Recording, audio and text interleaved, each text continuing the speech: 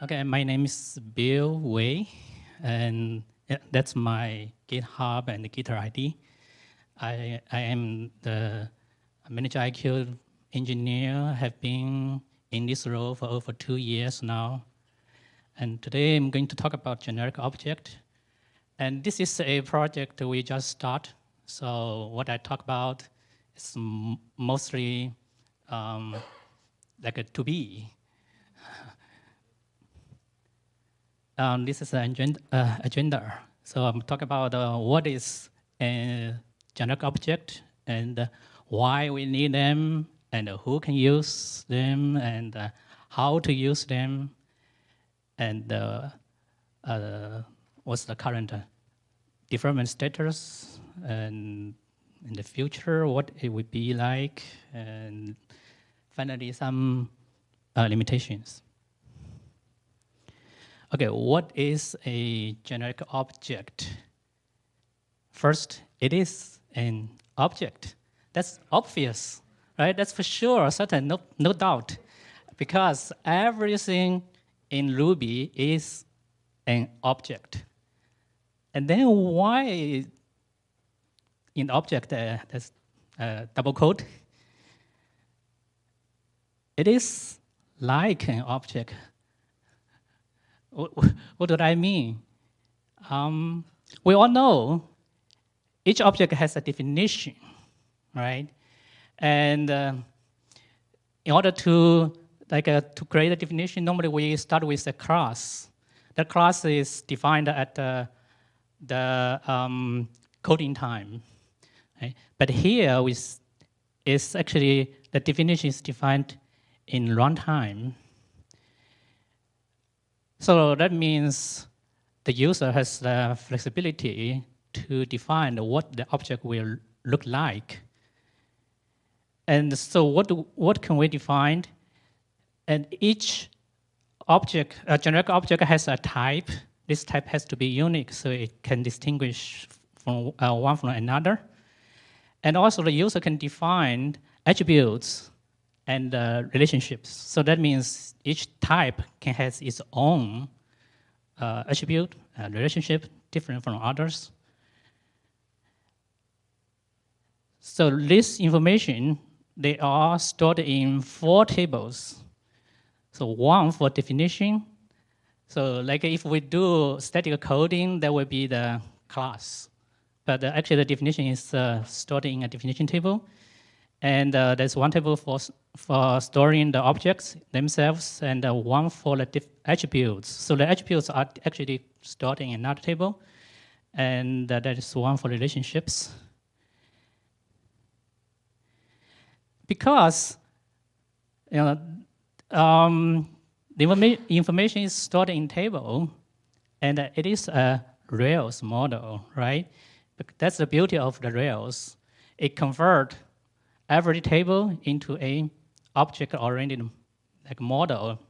So we can use object-oriented way to manipulate the tables instead of writing the SQL statements. So that's true. It is a Rails model. But again, double quote. Why? Again, it's only like a Rails model because this is not a true model because all those relationships and attributes, they are not stored in a traditional way. So there's some limitations there. We will talk about it. And this is the graphic view diagram. So just recap what I will talk about. So every generic object has its own definition, and it can have the user-defined or customer-defined attributes, and also associations, which can be like a VMDB internal objects, VMs, clusters, can be any other types, which can be another generic object. Okay, so this is a quick example. This is Rails console. So here we can create a definition, give it that this is a type name, generic, I call generic server, just as an example. So here we define some user attributes, and like I say, server IP, maximum connections. So here, just this example shows that each attribute has a data type. It can be string, integer, boolean, a floating number, or date time. Okay, so this is like what is stored. So this definition is created in the database. Now, once we have a definition, now it's the time to create a true generic object. So there are two ways. The first one is we directly generate the created object from the generic object. This is a class method. So we give it the generic object definition to that definition we just created, and it also give some attributes. And these attributes, they do not need to be a complete list. You can only partially fill them. Now, the second way is starting from that the definition object itself, we can create a generic object. So again, we can give some user-defined attributes, but the name itself is a native attribute. So in other words, every generic object need to have a name. And this is the result. Again, it's saved in the DB. And one interesting thing we want to see is here we have the name. Name is built-in attribute. And also, you can fill in a external external ID, which can link to the provider object. But what is missing is that the customer attributes, like the server ID is public, and it's not showing up here because they are stored in another table. And how to use the generic object? So here, of course, we can, this shows we can read or write all those attributes. And even though this is all the user-defined attribute, but we can use them in a way just like a native attributes. But if you type some attribute is not defined, then you'll definitely get an error. And finally, we can save whatever change we made. Okay, why we need generic objects? And that is a talk topic, and this is almost like 2 years ago by and actually Fabian gave that talk yesterday. He mentioned the need for generic object a couple times. So in his original talk, he proposed to use in our automate data store and use that class and methods and instance, and there we can create object also, but that involve a lot of UI steps, and also those resulting objects are not showable on the UI, and you cannot include it in the reports. Now with that, the new generic object imitation, we talk about it right now. So this can be good for quickly adding that capability for to collect and provision resources if this resource is not supported, not officially supported in ManageIQ yet. So this gives us a quick way to support this feature. The example could include a load balancer or the AWS RDS database. And this are not officially supported yet. And so with the generic object, we can quickly model it. And once we decide this is good, we want to officially adopt this to support it in ManageIQ. And the work become a basis for the modeling. And who can access generic object? So this diagram is especially the left part, and Madhu already showed us this morning. So this is an automated engine, and here this is the user space, and the user's script can be here. And this is probably the most common use of generic object. Something special is here is in the script, I have a quote, it says CRUD, so this is full access. And Peter just mentioned most of the generic object, not generic, sorry, most of that service model is only read-only, but this one is also another example of exception, because anyway, the generic object is a user object. It's owned by a user. Of course, the user has a full control. You can create and delete, update. Right? Another access is, of course, from the UI. And here, the UI, the most common use probably is just create a definition and also to show a collection of objects created, and the rest client can have a full access to.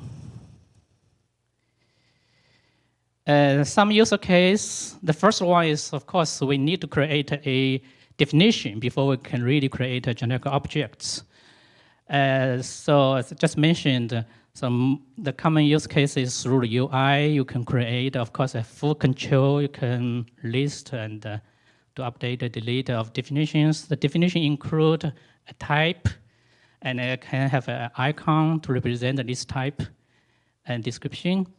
And then you have a chance to define attributes and associations. And one thing we need to keep in mind is once this definition has been used to deploy any objects, and it is kind of hard to modify. If you have modified it, it may have impact to existing object. So, and also, with the REST API, we have full control. Now, the next one is we can use a service, and Peter just gave a good example. So we can create a service, and to do a provisioning. This provisioning is good, to provision a new resource type, which is not supported in ManageIQ yet. For example, if we want to create an RDS database, right? And we can create a generic catalog item. And of course, this catalog item has a state machine. And typically, for this type of provisioning, we have pre-provisioning, provisioning, and a check provisioned, post-provisioning steps. And so in one of the steps, for example, in the provisioning step, and we can create the resource in the provider side using the provider API, for example, AWS RDS API. Once that resource is created at the provider side, we need to catalog them in the ManageIQ side. So we need to create a corresponding generic object in ManageIQ. So this typically is a refresh process.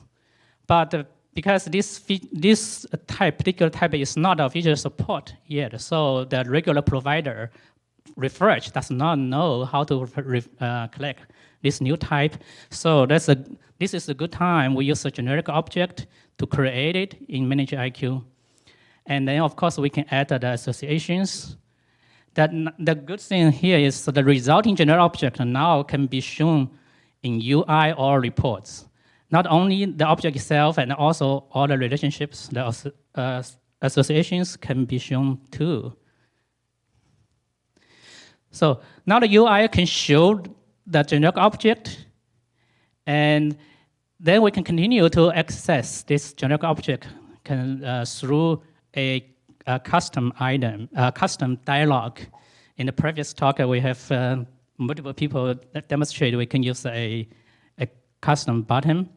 So once we can create a custom button and associate this button to a generic object, and the button is connected to an automate entry point. There you have full access through the user script to control the object. And one more example is we can use the generic object in existing service. So a good example here is like the generic object can be directly accessed or can be a parameter passed in any step of existing service state machine. And again, can be in one of these steps. A good example is like, for example, for a VM provisioning in a load balancer use case. So after that, like for example, the VM is provisioned in the post-provisioning step, you can add this VM to the VM pool for the load balancer.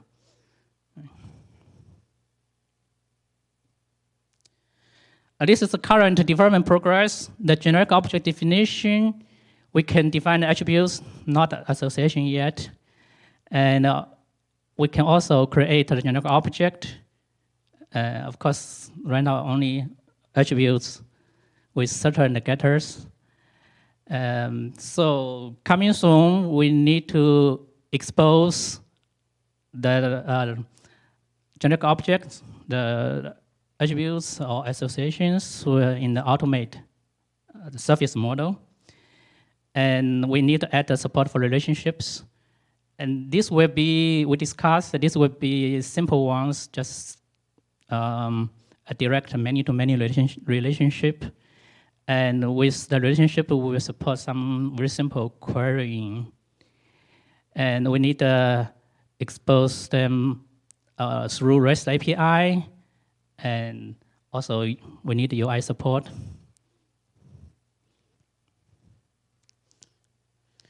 And this is an example how to use generic object in the user script in the automate use case. So, yeah, Peter just give us an example, like the $EVM, VMDB, and now with the generic object definition as a table name, use the find by and give that a generic object type. Then we we get the definition. And from the definition, we can actually list all user-defined attributes. Then you know what attributes are supported by this generic object type. Once we have that definition, we can create that object, and then we can have read and write access to the object, and finally we can save them.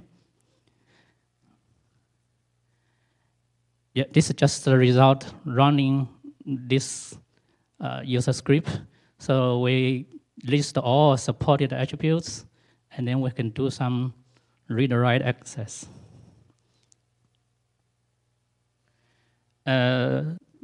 This is the REST API. We have two endpoints. One is for definition, the other one for objects. Alberto helped to give us the design. So I will quickly just list all the operations for the definition. Then you can create or update or delete the definition. And also on the object, generic object themselves, same thing. You can create, update, delete.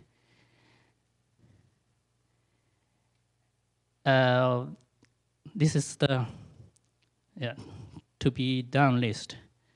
And this is given by Brad, the PM. So without a fully all the detailed explanation, it's just a list of the features we need. Can be tagged, can be reported on, can be used for chargeback. Can have an icon, and it can be used in widgets. Finally, limitations. Okay. We already talked that this is not a true Rails model, so it has some limitations. And also, if we do any updates to the generic object definition, that has no protection for existing generic objects. Right? Because this is not a true active record, so the querying is also limited and only support simple relationships. And of course, that's the impact to performance. For example, the querying. We don't have that full advantage of SQL help. So now we know what is a generic object and how it can be used. And generic object is quite simple. It's very flexible. You can define anything you want, any attributes, any relationships.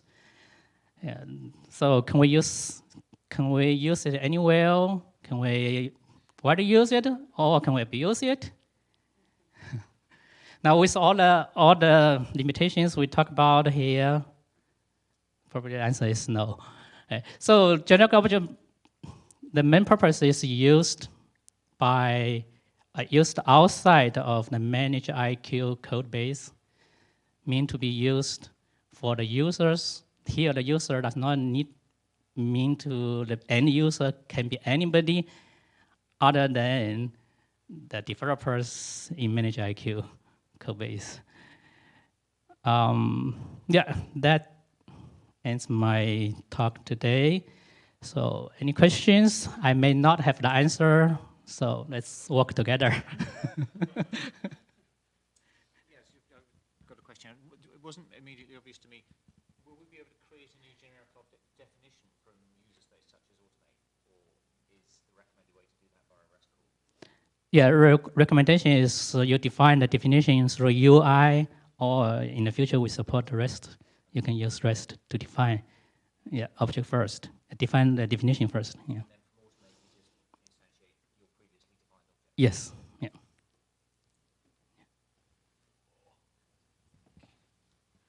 I was wondering if you could comment on the underlying implementation of the custom columns. Something like, is it like a serialized text blob or like a JSON column of some variety? Because part of me wonders about like the querying that maybe is in the future, if maybe that's restricting it somehow or any sort of way. Yeah. The underlying implementation is we have a existing table for customer attribute already. So it's a join table. It's not serialized like a YAML.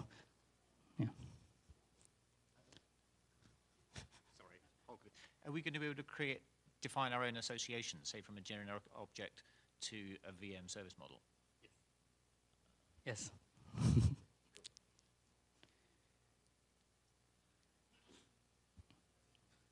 More? No? Thank you.